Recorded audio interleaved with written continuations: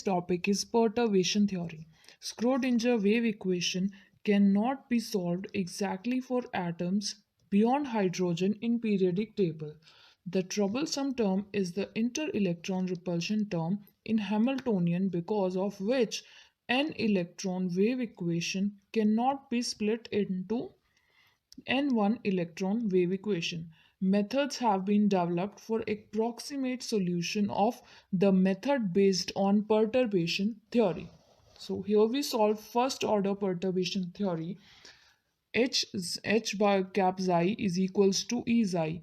This we know from Schrödinger equation. This is perturbed equation, and the second equation H cap naught xi naught is equals to E naught xi naught, which is unperturbed equation. Perturbed is basically, in English we say it's disturbance. So unperturbed equation means undisturbed equation, and perturbed is disturbed equation. So we can say that delta H cap is equals to H cap minus H cap naught, and here H cap is equals to delta H plus H cap naught. Delta E is equals to E minus E naught. E is equals to delta E plus E naught. Delta xi is equals to xi minus xi naught. Xi is equals to delta xi plus xi naught. Now we have to put all these values in equation 1. So we get delta H plus H xi, H cap naught, delta xi plus xi naught is equals to delta E plus E naught, delta xi plus xi naught. So here, when we multiply this term into both these and this into these, we will get delta H delta xi plus delta H xi naught plus H cap naught delta xi plus xi cap naught xi naught is H cap naught xi naught is equals to delta E delta xi plus delta E xi naught plus E naught delta xi plus E naught xi naught. So here we can cut both of these terms, because here H cap naught xi naught is equals to E naught xi naught.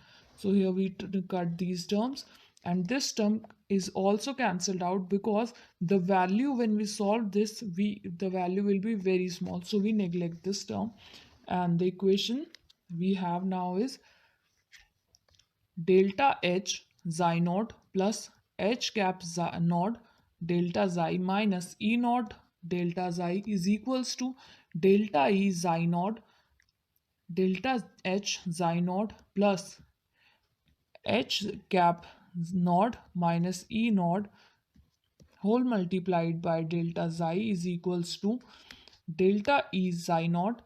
Now multiplying this equation with xi naught star and integrating it, where we get integration negative infinity to positive infinity xi naught star delta H xi naught plus integration negative infinity to positive infinity xi naught star H cap naught minus E naught whole multiplied with delta xi is equals to delta E integration minus infinity to positive infinity xi naught star xi naught d tau.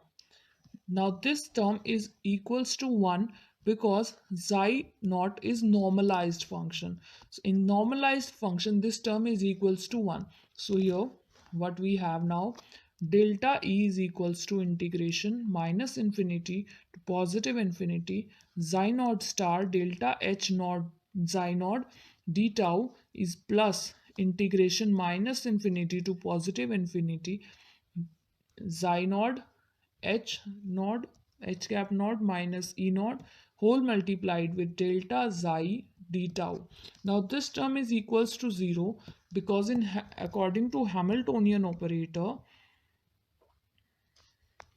integration xi star H cap xi d tau is equals to integration xi H cap star xi star d tau is both these terms are equal. This is Hamiltonian operator.